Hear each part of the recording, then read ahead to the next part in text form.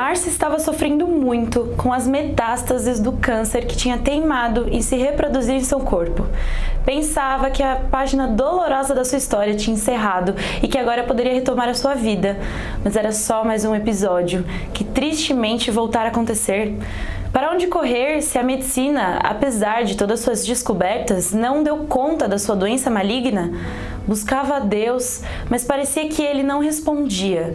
Os médicos desejavam oferecer medicação do conforto e da preparação da morte, já que o caso era classificado como cuidado paliativo. Mas eles também não sabiam o que dizer, só diziam palavras vazias. Como podemos lidar com a espiritualidade na saúde? Como levar vida e esperança à sombra da morte? Uma das pessoas de maior destaque na pesquisa científica sobre fé e saúde é o Dr. Harold Koenig, geriatra e psiquiatra. Ele afirma que as crenças religiosas influenciam o enfrentamento de doenças, afetam decisões médicas e têm probabilidade de influenciar resultados médicos. As aplicações clínicas devem ser centradas no paciente. Márcia, como tantos outros pacientes atendidos continuamente pelo serviço de capelania hospitalar, experimentava agora um novo relacionamento pessoal com Deus, o alívio de sua ansiedade e esperança para viver o tempo que lhe restasse. Ela descobriu também a esperança para partir. Seu medo encontrava acolhimento na equipe de capelania. Ela e seus parentes estavam sendo acolhidos e tratados ao mesmo tempo, lidando com suas crises e aprendendo a lançar tudo diante de Deus. A certeza da vida eterna se tornou quase palpável depois de seu encontro com Deus através de seu Filho Jesus. Agora podiam falar abertamente, experimentando uma liberdade que antes não acontecia, dando gargalhadas ao se lembrarem de momentos alegres que tinham compartilhado e em seguida chorar por lembranças tristes, mas sempre juntos. Márcia descobriu que o agravamento de sua enfermidade, experimentada diante do soberano e amoroso Deus, ganhava um novo sentido. Sabia com certeza que, fechando os olhos, estaria eternamente com o Pai num corpo novo e perfeito. Viveria para sempre em sua presença para louvá-lo e adorá-lo. A fé em Cristo transforma vales áridos em mananciais e nos faz dar frutos, mesmo nos desertos do nosso viver. Olá, minha gente querida, bem-vindos ao nosso programa Capelania, gente cuidando de gente. Meu nome é Helene Vassão, sou capelã hospitalar há 40 anos e tenho a alegria de estar aqui conversando com um amigo muito querido sobre espiritualidade na saúde. O nosso tema de hoje é um oncologista nas veredas da espiritualidade. E eu já vou apresentar já o nosso convidado. Antes eu quero ler para você um texto da Bíblia que está em Provérbios, capítulo 18, versículo 14, que diz assim: o espírito firme sustém o homem na sua doença, mas o espírito abatido, quem o pode suportar? Muitas pesquisas científicas têm mostrado que quando a pessoa tem esperança, tem um espírito aberto, está realmente envolvida com o cuidado de Deus, ela sabe que além de todo cuidado médico, ela também está sendo protegida, dirigida pelo Senhor. Ela tem uma imunidade orgânica muito maior. Ela vence melhor as etapas difíceis do seu tratamento. Tem uma outra perspectiva da doença e também da morte. E nós queremos estar conversando sobre esse assunto tão difícil hoje com um oncologista. O nome dele é Dr. Felipe Moraes. Ele tem graduação em Medicina e residência médica pela Escola Paulista de Medicina, a Unifesp. Residência em Oncologia Clínica pelo ICESP, Faculdade de Medicina da USP. Graduação em Teologia pelo Centro Universitário Claretiano. E é oncologista titular do Hospital 9 de Julho, pela DASA. Muito prazer em tê-lo aqui, meu querido amigo. Prazer Dr. todo Felipe. meu, Eleni, encontrar você aqui nesse espaço, partilhar um pouco da minha experiência e voltar a um bom diálogo ao redor da palavra de Deus, ao redor dos temas da espiritualidade e da intersecção disso com o mundo da saúde. Muito bom. Felipe, eu quero que você apresente a sua família, porque tem gente nova no pedaço ainda, agora recente. Né? Isso, Fala pra gente. Eu recentemente, né, fui agraciado com mais um filho, nasceu o João, né? Então, meu primeiro filho é o Pedro. Sou casado com a Bruna, né? Minha esposa, minha companheira, minha amiga, minha parceira de aventuras. Estamos há quase 20 anos juntos. Que beleza! 11 anos de casamento, no total dá mais de 20. No total dá mais de 20. Maravilha! E é realmente a minha fortaleza, né? Tem uma amiga nossa, pastora, a Vera, que foi capelã, talvez você conheça, foi capelã do Oswaldo Cruz por muitos anos. Sim. Atualmente ela está no Sul. E a Vera sempre falava que todo profissional de saúde precisa de um solo sagrado. Ele precisa de um lugar onde as suas raízes se aprofundam e onde as suas raízes se alimentam do que ela chama de terra boa e úmida, né? E assim encaro a minha família e encaro também a espiritualidade desta forma, né? Sim, graças a Deus. Como é bom poder ir para casa e encontrar um ambiente acolhedor e poder contribuir para tudo isso, né? Graças a Deus. Exatamente. Muito bom. Conta pra gente, Felipe, por que você escolheu a oncologia? Olha, essa é uma pergunta muito, muito válida, assim, Eleni, mas eu nunca acho que eu achei uma boa resposta para ela. Eu acho que, na verdade, eu fui mais escolhido pela oncologia do que a oncologia em si me escolheu. Porque dentro da medicina, eu sempre me interessei muito pelas histórias. Pelas histórias das pessoas.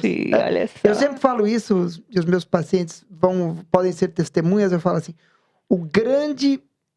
um dos grandes prêmios da minha profissão, contra todas as dificuldades, todo o estresse, todo o cansaço, um dos grandes prêmios da minha profissão é poder ouvir histórias e participar da vida das pessoas. Então, até hoje, eventualmente, encontro familiares de pacientes que eu cuidei, que estão curados ou que, infelizmente, faleceram, e que me encontram com carinho, com afeto, falam, doutor Felipe, você lembra de todo o carinho com meu pai, muito obrigado, como é que tá a família, né? Porque a medicina, de uma forma muito particular, a oncologia, me permite participar da vida e da trajetória das pessoas. E isso traz um senso de satisfação pessoal e um senso de satisfação profissional muito profundo. Então, acho que talvez seja esse o elemento que, ao longo do meu conhecimento das várias áreas da medicina, a oncologia foi me mostrando. E graças a Deus, porque você está tratando de pessoas, de vidas, e não só de doenças. Isso faz toda a diferença quando você tem esse enfoque. A pessoa está no centro e Deus agindo através da sua medicina, né? E além da medicina também, você poder trabalhar com as duas frentes. Isso, hoje uma paciente me veio no consultório, numa primeira consulta, e ela disse assim, doutor, eu chequei o nome do senhor na internet, chequei lá as suas referências acadêmicas, tudo mais, e vi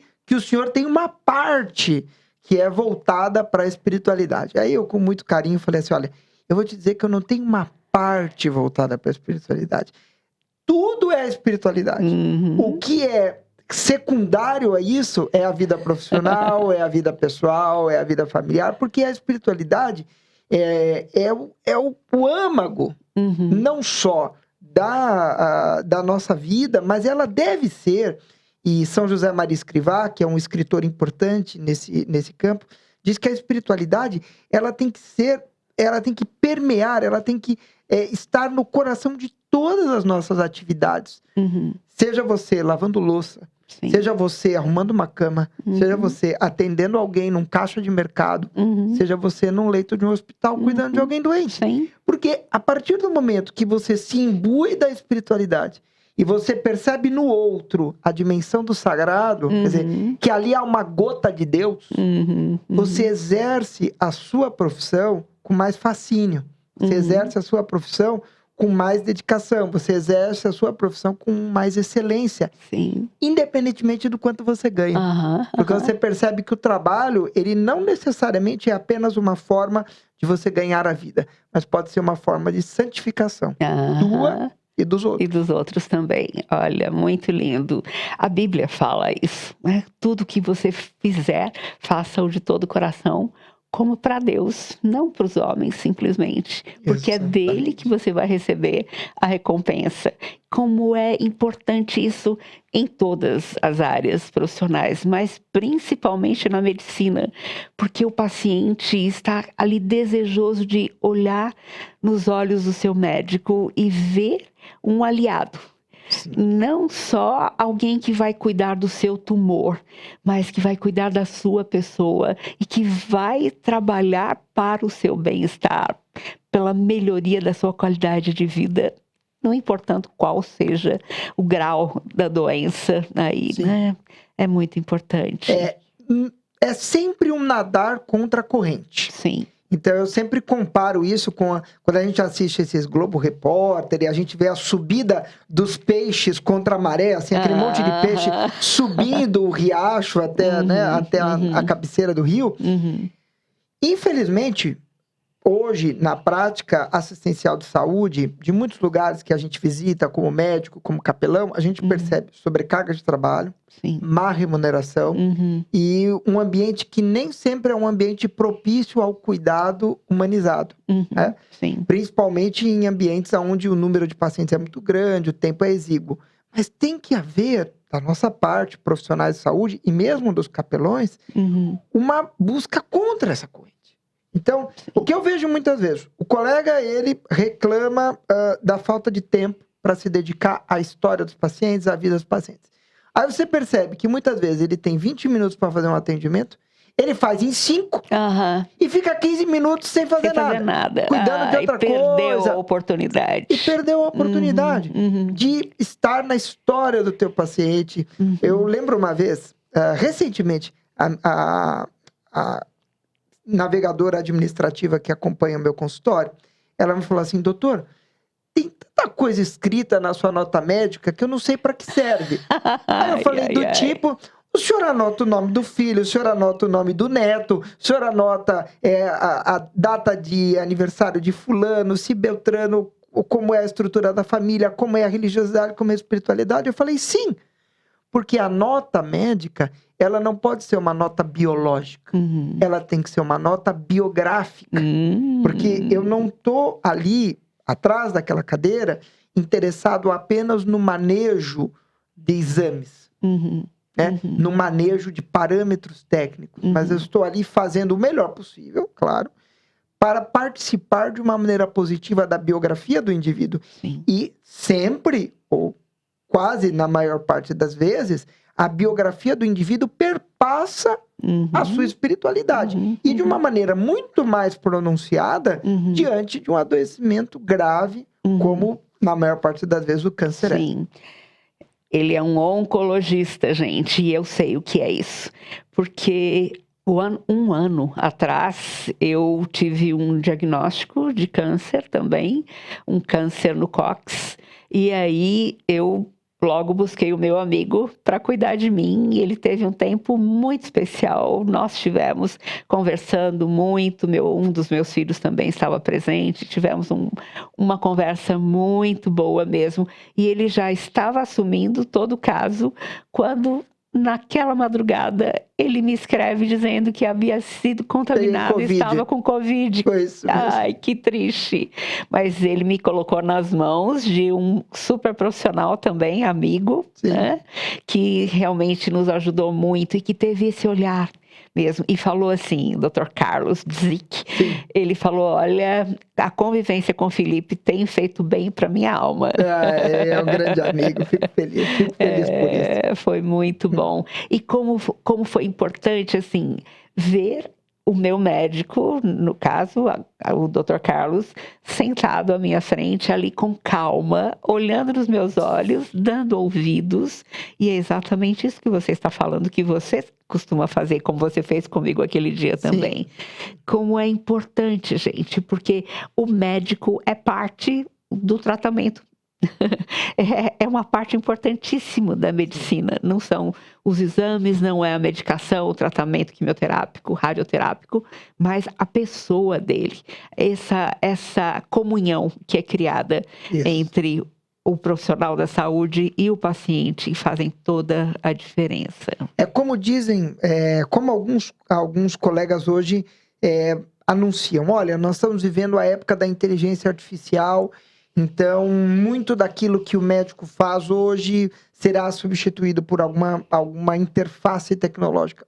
Eu falo, olha, se você chegou ao ponto de ser substituível por uma interface de inteligência artificial, talvez você deva ser substituído por uma interface artificial.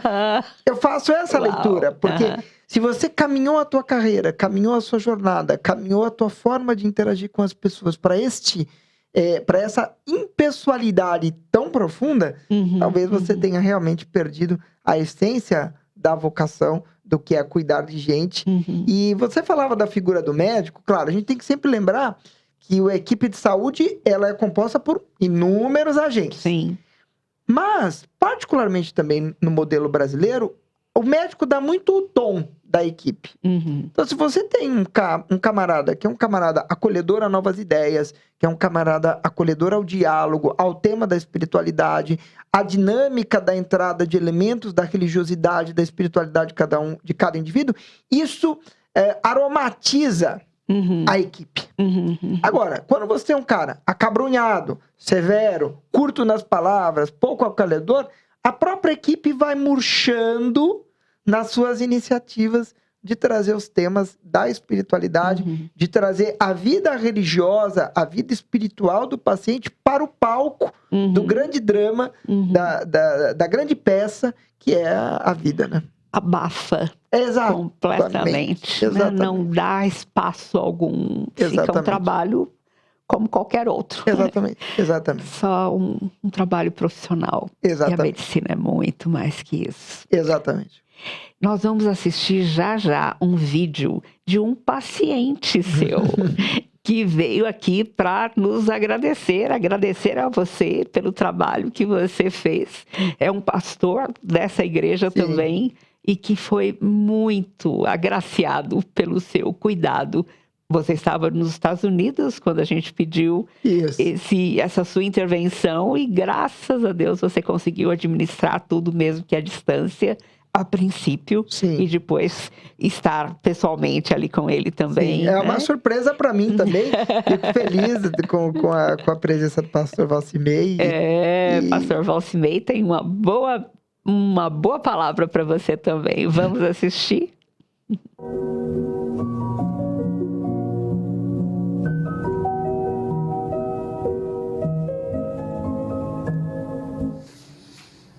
Olá.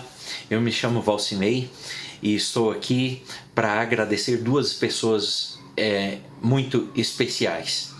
A primeira delas é a irmã Elenivação e a segunda delas o Dr. Felipe.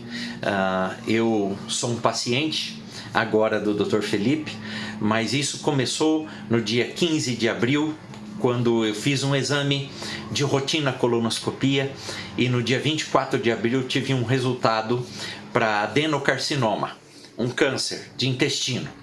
A partir daí, Deus foi bondoso para conosco. Minha esposa entrou em contato com a irmã Eleni, ela fez um encaminhamento para um conhecido, o Dr. Felipe, e a partir daí eu tive um ótimo atendimento e nós tivemos todo o acompanhamento no processo de tratamento desse câncer. E graças a Deus, através da equipe do Dr. Felipe, e na época ele estava viajando, ele colocou em contato o Dr. Antônio Dias, que com a sua equipe me receberam, fizeram um acompanhamento, os exames necessários, a cirurgia com o Dr. Antônio Cury e sua equipe, e finalmente no dia 27 de junho eu tive alta da cirurgia e recebi também o resultado do estadiamento da peça que foi retirada. E para a glória de Deus, não existe mais câncer e eu agora só tenho feito os acompanhamentos sem necessidade de quimioterapia. Então eu louvo a Deus. Realmente o verso que me acompanhou foi Romanos 8:28, que diz: todas as coisas cooperam para o bem daqueles que amam a Deus, daqueles que são chamados segundo o seu propósito. Então eu quero deixar aqui mais uma vez a minha gratidão a essas duas pessoas tão especiais, mas principalmente a Deus, aquele que é autor da vida, a Jesus Cristo, que é meu Senhor e Salvador, porque é através da direção de Deus e a direção do Senhor na minha vida e essas pessoas também que Ele colocou no meu caminho, eu posso hoje celebrar a vida e o privilégio de continuar servindo ao Senhor. Então, meu muito obrigado. Que Deus abençoe grandemente a você, Dr. Felipe, a você, minha irmã Eleni. Que Deus continue abençoando o seu trabalho. A questão espiritual num tratamento de câncer ou num tratamento hospitalar é primordial. Nós precisamos entender que Deus é o autor da vida, Ele está no controle de todas as coisas. Então eu louvo a Deus pela vida de vocês. Que Deus os abençoe.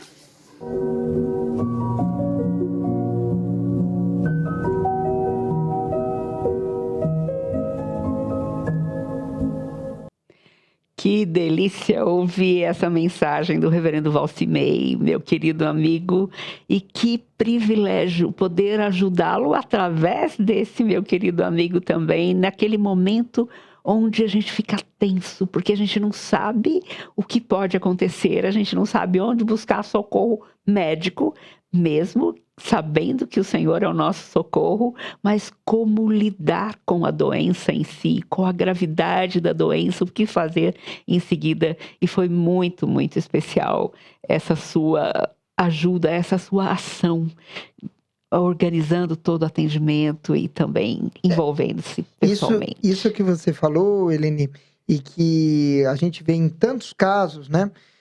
O diagnóstico de câncer, ele tira, muitas vezes, das pessoas a sua estabilidade, a sua base. Porque ele coloca em xeque o âmago do indivíduo, ele coloca em xeque a realização das suas intenções, do pleno cumprimento dos seus planos. E muitas vezes o cuidado médico é tão fragmentado que você começa a entrar num ciclo sem fim de especialistas. Sim. Que mandam um para o outro, faz um exame, e muitas vezes você precisa disso. Você precisa de alguém que pega a tua mão, fala assim, ó, você vai nesse lugar, na hora tal, vai passar com não sei quem e nós vamos fazer assim. Sim, porque muitas vezes os médicos mesmo se contradizem. Sim. E aí, coitado do paciente, fica numa situação sem saber para onde correr. Mas como é importante você pegar na mão e caminhar junto, isso dá muito mais segurança. E como você recebeu agora, não um chamado para a sua área profissional, mas assim, esse relacionamento com Deus. Sim. Você fala em espiritualidade e a gente vai além da espiritualidade, que é alguma coisa mais ampla, geral, mas alguma coisa muito mais profunda. Sim. Relacionamento com a pessoa de Deus. Eu penso sempre num processo. Então, acho que é um processo que tem as suas raízes na própria dinâmica da minha família. Então, eu venho de uma família tradicionalmente católica. E minha bisavó, eu sempre guardo com muito carinho a figura da minha bisavó, da minha bisa Maria Brajato, que era uma pessoa muito simples, mas uma pessoa dessa fé que você acabou de ler em Provérbios.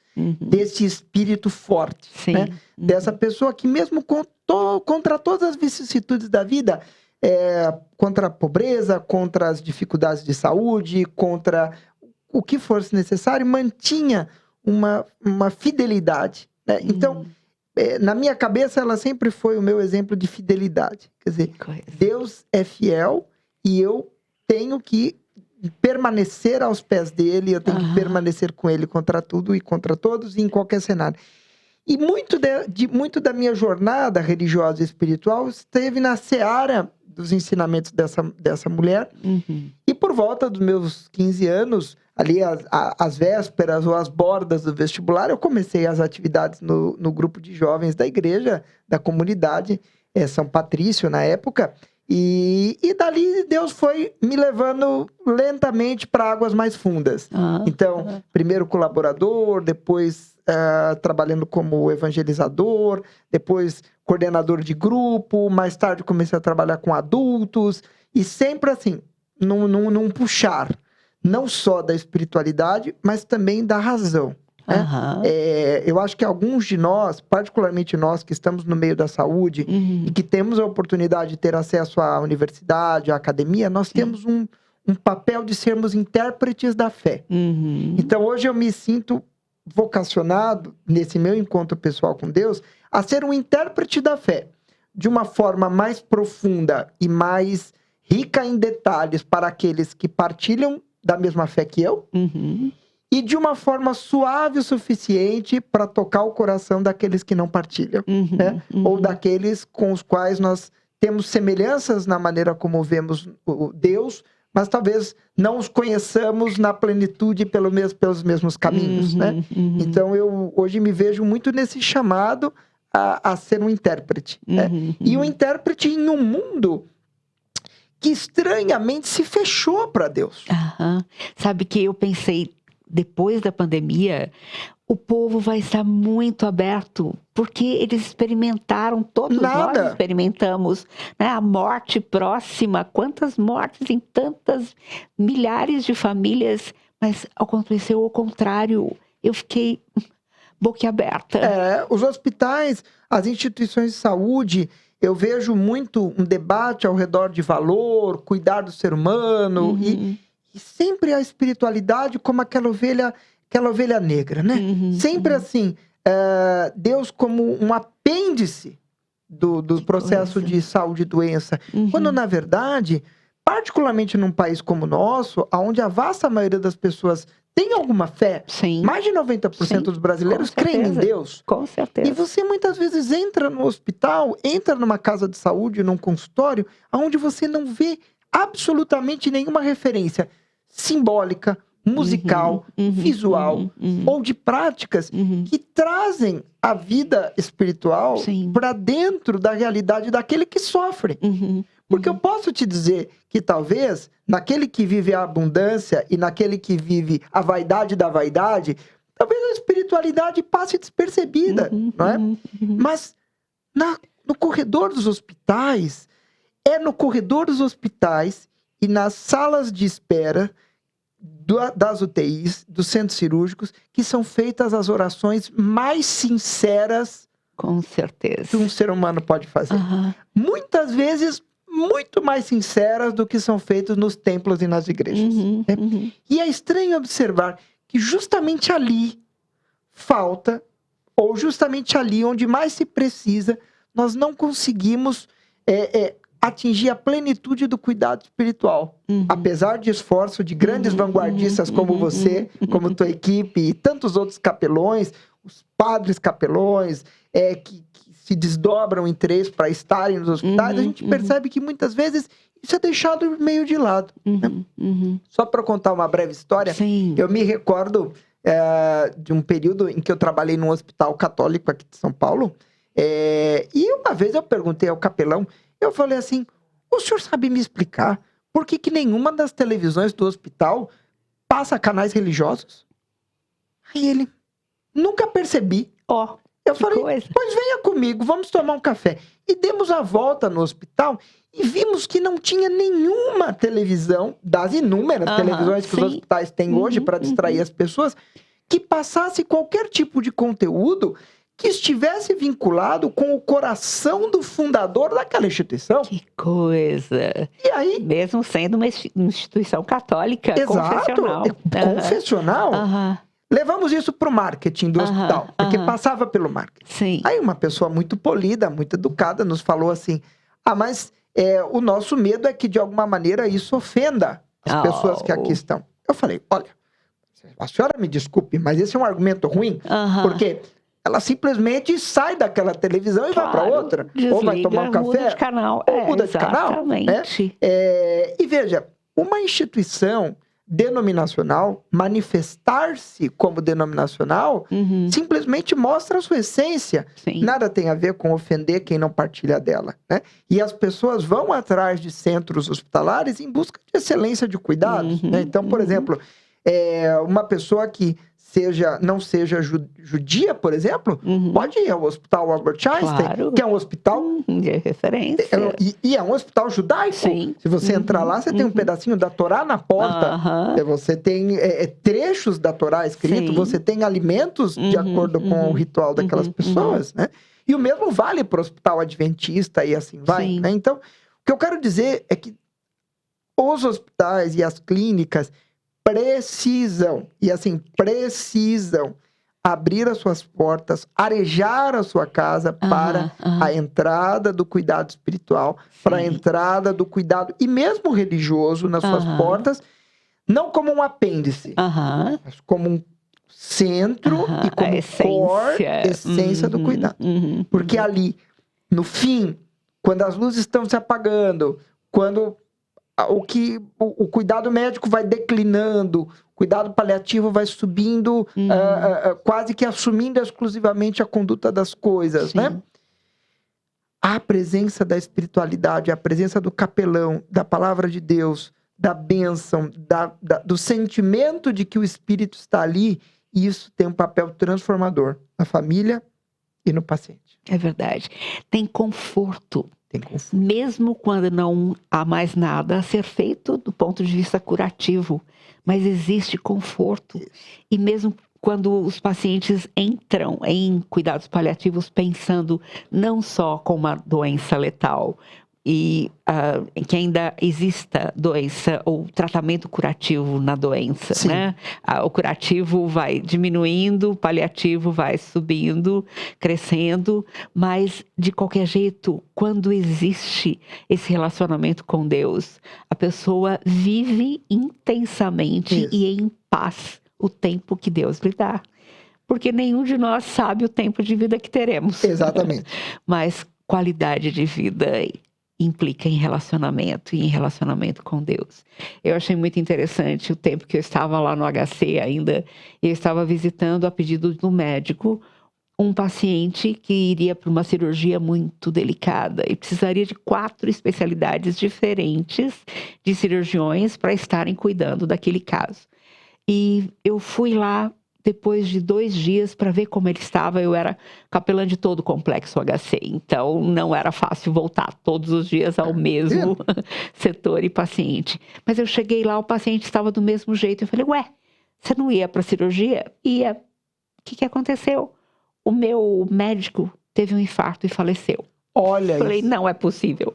Porque médicos, como dizia o meu filho quando era pequeno, são imorríveis. São imorríveis.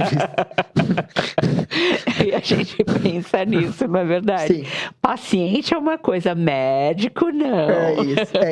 Isso até, Eleni, bacana você falar isso, porque como é difícil quando nós adoecemos. Sim. O colega médico adoecido é um desafio, é um capítulo particular de cuidado, né? Porque realmente o espírito de promoção de saúde muitas vezes nos deixa com dificuldade de nos vermos adoecidos, de nos vermos como cuidado.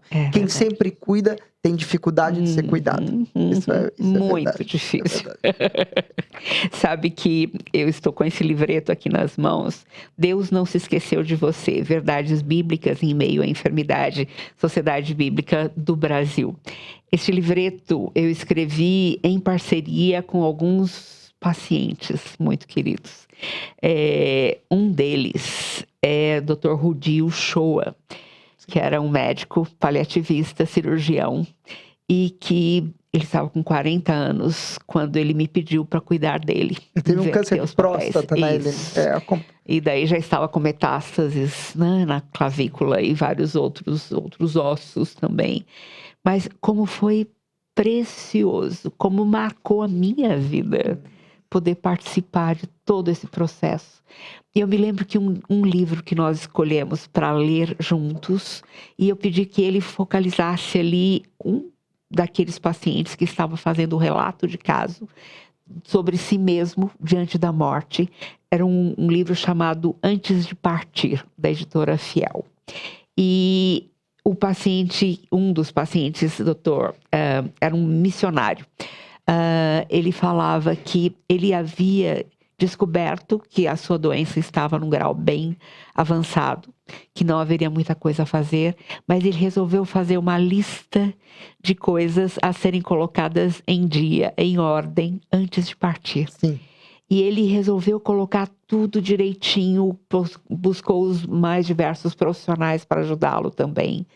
E depois de tudo resolvido, ele falou: agora eu estou pronto para viver intensamente o tempo que Deus me der, porque estou com todas as outras coisas resolvidas. Eu creio que quando a gente tem a certeza de vida eterna, quando a gente crê que Cristo morreu na cruz no nosso lugar, no meu lugar, porque eu sou pecador e precisava disso, nós podemos ter vida nova ao crer em Cristo, né? Ter perdão de todos os pecados, ficha limpa, e ter a certeza de vida eterna. E isso nos dá alegria mesmo à sombra da morte. Salmo 23 fala tão bem isso, né? Versículo 4 fala: ainda que eu andasse por um vale escuro como a morte, não temeria mal algum, porque o Senhor está comigo. Isso que você está trazendo, Eleni, é muito importante, porque um pouquinho antes eu estava comentando do desinteresse institucional que pode existir na questão da cuidado da espiritualidade. Mas isso não nos furta a obrigação moral e ética de, uma vez cientes dessa necessidade, de fazermos o que é possível Sim. na nossa realidade. Uhum. Então, como é bonito ver muitas vezes técnicas de enfermagem, enfermeiros e particularmente colegas médicos mais jovens se esforçando para levar uma mensagem de esperança, para levar uma mensagem de fidelidade, para levar uma mensagem de oportunidade para essas pessoas que precisam de cuidado espiritual. Contar uma história, o bom da gente ir ficando velho é que a gente vai acumulando histórias. Muitas a gente acumula cabelos boas. brancos, artrite, aterosclerose, artrose, mas acumula histórias. E eu me lembro de um paciente que faleceu há não muito tempo atrás, e ele me disse, quando ele estava à beira da morte, uma filha me disse assim, no café: doutor, perdemos a batalha. A batalha terminou. Aí eu olhei bem nos olhos dela, eu falei: não. Isso não era uma batalha, isso era um parto. Aí ela ficou me olhando assim, eu falei: isso nunca foi uma batalha, isso era um trabalho de parto. Que coisa. Que visão diferente. É o nosso segundo parto. Eu gosto, me traz muito consolo a ideia da morte como um segundo parto. Quando nós estamos lá dentro do útero da mamãe, tá tudo bom, tá tudo gostoso. Eu vivi isso recentemente com o João. Com o João. Que não queria sair muito, não estava muito disposto a sair daquele... Quer dizer, é o conforto da água, é a presença carnal da mãe, são assim, o contato externo sempre carinhoso da avó, sendo do pai. Nutrido direto. Tá tudo perfeito. Um belo dia, aquilo desmorona na cabeça do feto, começa a vazar líquido para todo canto. O útero começa a literalmente desmoronar na cabeça dele. Apertar ele para baixo. Surge um buraco minúsculo de luz lá embaixo. E a natureza vai empurrando você em direção a um mundo frio, cheio de luz, que você tem que respirar, que você tem que comer, que você tem que dormir, que você tem que passar, que você tem que vencer o frio e tudo mais. Só que, por outro lado, você se abre para um mundo inimaginável quando você estava dentro do útero.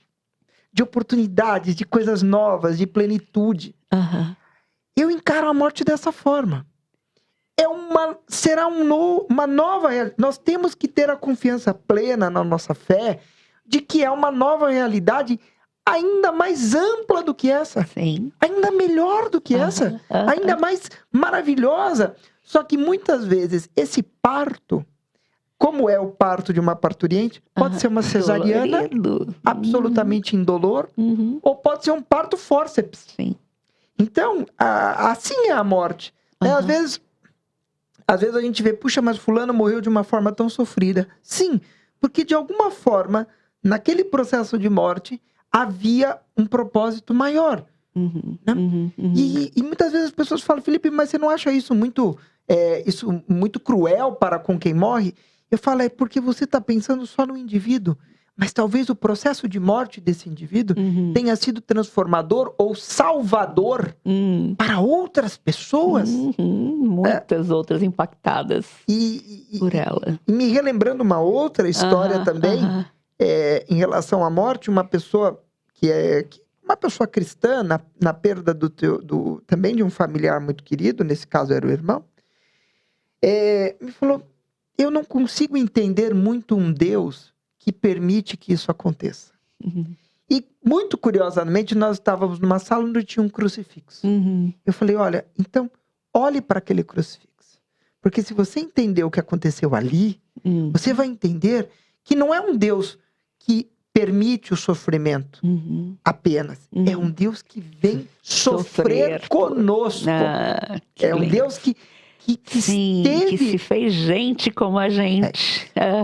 Então, o que eu quero dizer com esses dois exemplos é que um pouco nós, profissionais da saúde, temos que estar armados espiritualmente, temos que ter uma certa fortaleza espiritual, porque muitas vezes a gente não vai ter a helenivação na porta do lado para a gente bater e falar, Eleni, estamos precisando de você. Às vezes vai ter que ser o que você tem na hora de instrumentos para dar uma palavra de consolo, para dar uma palavra de alívio, para estar ao lado da pessoa que sofre. Eu gosto de lembrar quando eu fiz uma cirurgia de prótese, colocação de prótese do joelho, e eu estava com uma dor terrível. E nada, o que foi dado como medicação, fez efeito. Mas um auxiliar de enfermagem chegou perto de mim e perguntou, posso orar por você? Olha aí. E como foi salutar. Porque a oração dele foi mansa, foi tranquila, mas quando ele acabou de orar, realmente Deus estava ali agindo e ele tirou a minha dor, ou ele tornou a minha dor mais suportável. Sim. Então, como é lindo que os profissionais da saúde saibam que eles também são cuidadores de corpos, de físico, da parte física, mas também da alma. É um cuidado integral. Sim. E você tem produzido muita coisa boa para os profissionais da saúde nesse sentido. Gente, vamos apresentar aqui o nosso Tratado de Espiritualidade e Saúde. Está aí tem uma foto também melhor, porque você pode ver mais de perto. Mas eu tive o privilégio de ser convidada pelo Felipe. O privilégio foi nossa, a honra foi nossa. De escrever um capítulo sobre protestantismo e saúde. Fala um pouquinho sobre a sua ideia de começar a chamar pessoas e gente para escrever esse conteúdo tão precioso. Como eu disse, eu me vejo um pouco numa certa vocação de intérprete da fé, né? E me chamava a atenção quando a gente começou a estudar isso e a interagir com os grupos que já estudavam espiritualidade e saúde, percebíamos duas coisas. Que havia muita gente interessante e interessada, mas que essas pessoas não se conversavam. Eram pequenos grupos, né? Muitas vezes cercados de preconceitos ou cercados numa certa segurança do status quo, de você estar entre pessoas que falam a mesma linguagem. E ao mesmo tempo, nós não tínhamos, em português, uma obra científica, robusta, que permitisse um aprofundamento no tema da espiritualidade, mas não do ponto de vista do capelão, do teólogo, do padre, do guia espiritual.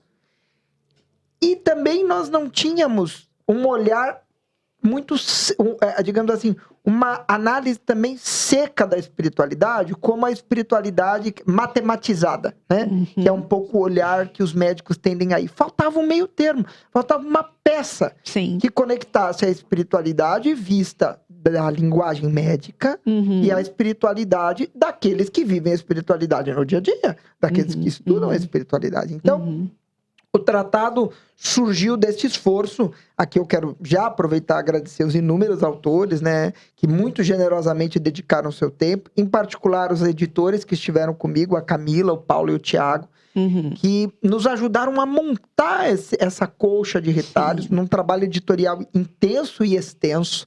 E em curtíssimo tempo. Em curtíssimo tempo. Impressionante. Em curtíssimo tempo. Foi um livro recorde. E eu acho que ele é uma pedra fundamental. Acho que é o primeiro grande tratado em português que lida com a espiritualidade na área da saúde de uma forma...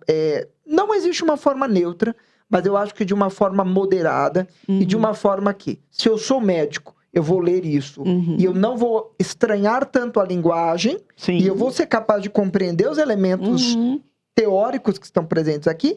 E se eu for um místico, se eu for um religioso, eu lerei isso também e eu não estranharei a linguagem médica incorporada nele. Então, acho que essa obra ela é uma fronteira entre esses dois mundos e realmente, ainda hoje, quando eu sou convidado para dar uma aula, alguma coisa, recorro a essas páginas, a essas referências bibliográficas. Veja quantas fitinhas que eu pus. Pois é. Livro bom é livro marcado.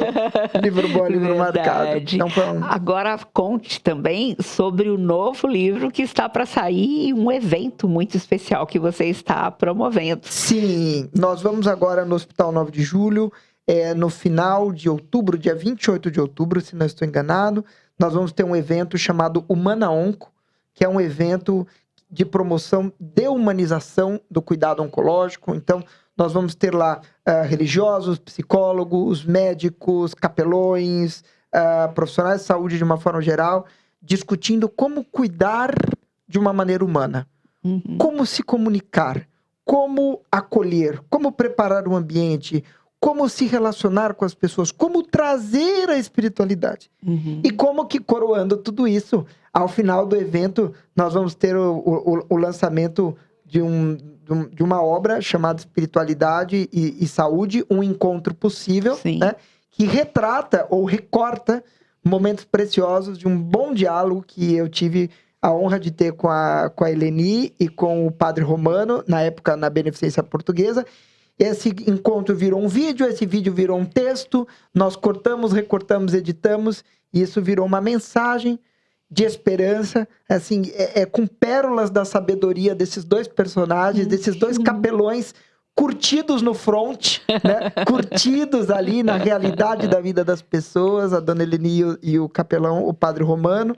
Então, eu fiz de novo o meu papel de intérprete. Então, fui costurando. Excelentemente bem feito. E ficou um texto muito legal e a gente vai ter a oportunidade de pôr isso na mão dos pacientes. Sim, e foi muito legal, Felipe, porque você fez perguntas que podiam ser interpretadas por um e por outro, sendo um padre romano, né, o padre católico e eu, capelã evangélica, protestante, e houve um respeito mútuo, tanto da sua parte em nos unir ali, mas eu me senti em casa ali na capela católica da Beneficência Portuguesa do hospital e com várias freiras, várias irmãs ao redor também, mas foi um ambiente muito gostoso onde nós pudemos colocar respostas diferentes para as mesmas perguntas, com liberdade de apresentar, né, a nossa fé.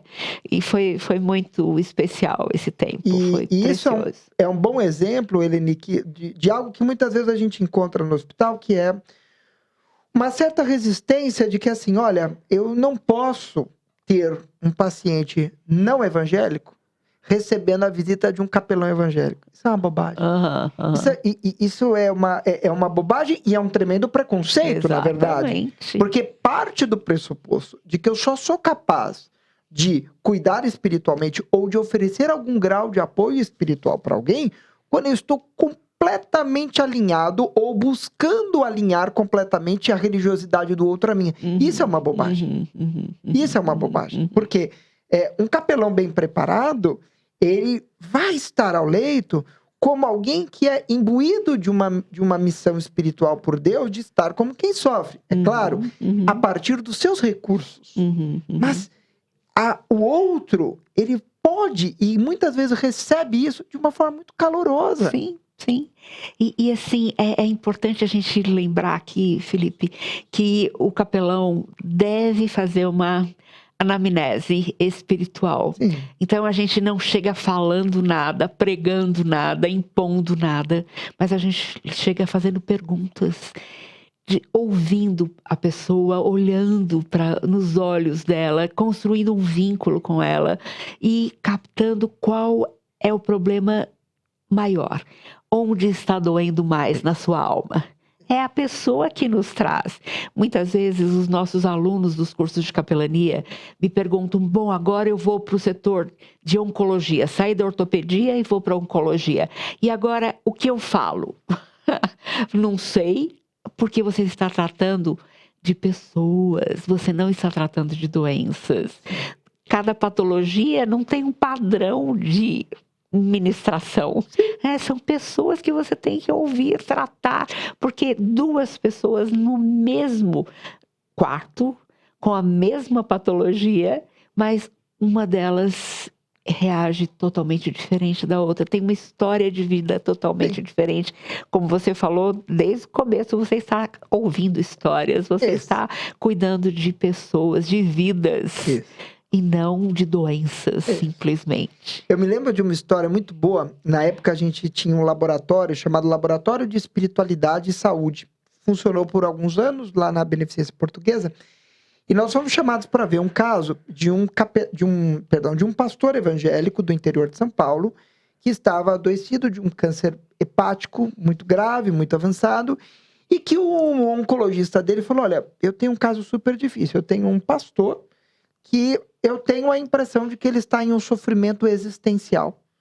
Falei, puxa, isso é um enorme desafio, porque eu esperaria justamente que eu não encontrasse isso num cenário de uma espiritualidade alta.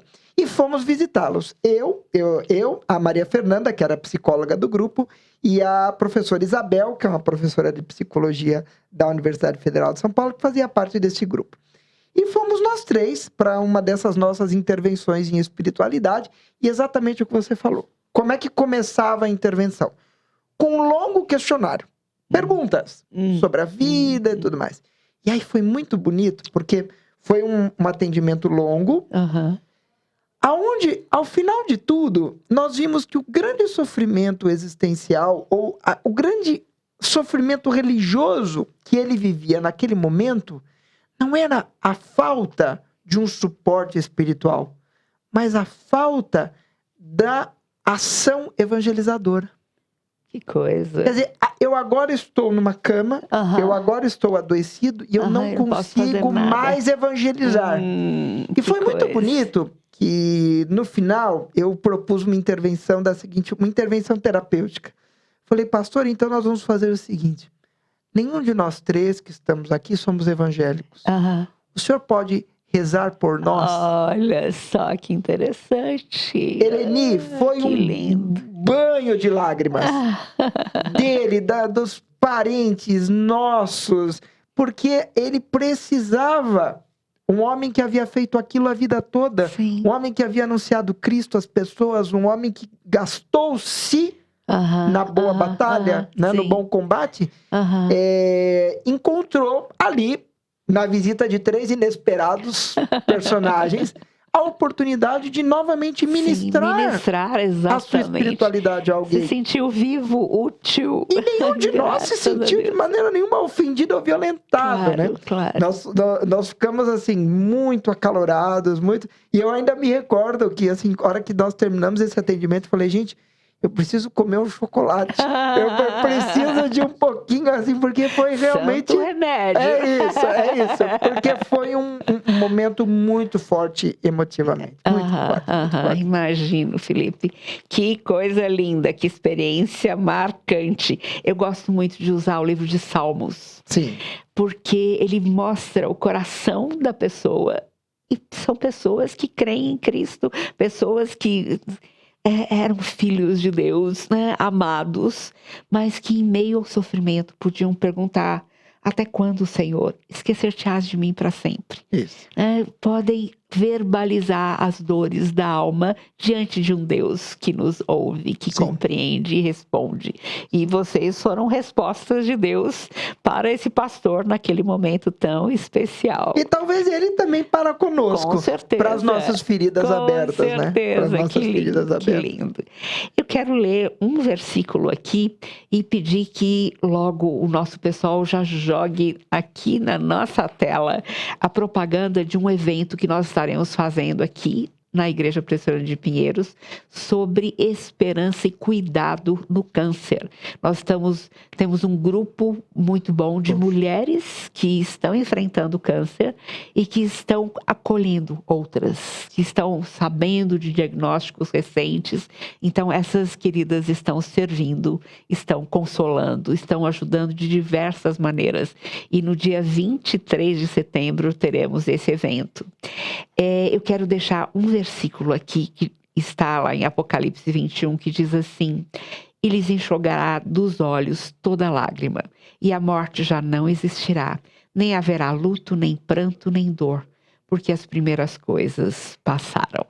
Essa é a certeza de vida eterna, a certeza de vida eternamente com o Deus que nos fez e que nos fez para Ele mesmo e para viver com Ele eternamente também.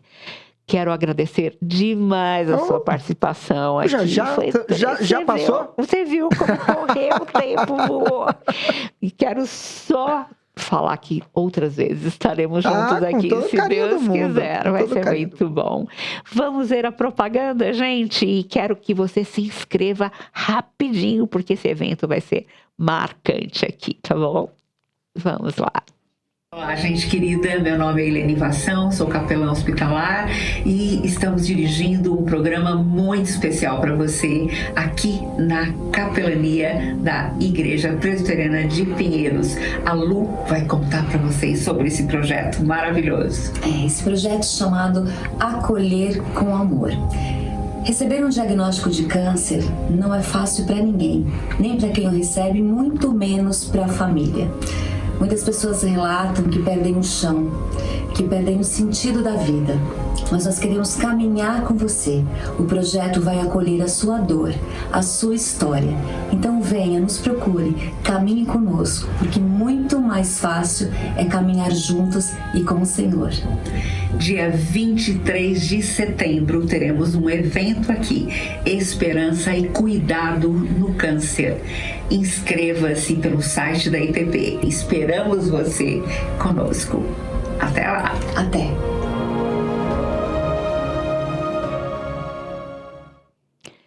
Inscreva-se correndo. Você precisa garantir a sua vaga aqui conosco. Eu quero deixar com você 2 livros. Primeiro, do meu amigo Dr. Fábio Iquedo, que eu pude treinar em capelania aqui quando ele estava no Brasil, e hoje ele dirige um setor muito importante da farmácia na Zeneca, do laboratório Zeneca, no Reino Unido. E ele continua fazendo capelania lá, graças a Deus, médico integral, cuida de corpos e de almas. Aqui o meu livro também, Capelania Hospitalar, que dá toda a base do trabalho de capelania. Você pode entrar em contato conosco, pedir o seu livro ou buscar em algumas editoras também, lá na editora Cultura Cristã, nós temos esse material. Este daqui é um Linha de Frente, que nós escrevemos na ocasião da pandemia, entrevistando profissionais da saúde de várias áreas e mostrando o que o médico dos médicos podia fazer pelo profissional da saúde. É um cuidado para quem está cuidando também. Sim. Quero agradecer, né? Bibliografia é sempre bom, né? E ainda mais repleta de sabedoria, porque eu tenho certeza que são obras que brotam da experiência. Né? Quantos hoje as novas formas de escrita vão trazer para a gente uma quantidade de baboseiras encapadas, né? Porque não nascem da experiência. Então, quando a gente pega obras como essa, que brotam de uma vida entregue à capelania, de uma vida entregue ao serviço a Deus e ao serviço aos homens, a gente tem certeza que vai encontrar trechos e palavras preciosas. Então, eu quero te agradecer. Eu agradeço muito. demais. Deus te abençoe muito a Bruna e os filhotes, Pedro e João. Que o Senhor os abençoe grandemente. Amém. E continue firme, meu amigo. É isso, obrigado. Sua vida tem impactado muitas vidas. Obrigado. Para a glória de Deus, para nossa alegria. É isso. Amém. Gente, até a semana que vem, se Deus quiser, onde estaremos juntos aqui novamente no nosso programa Capelania. Gente cuidando de gente. Até lá.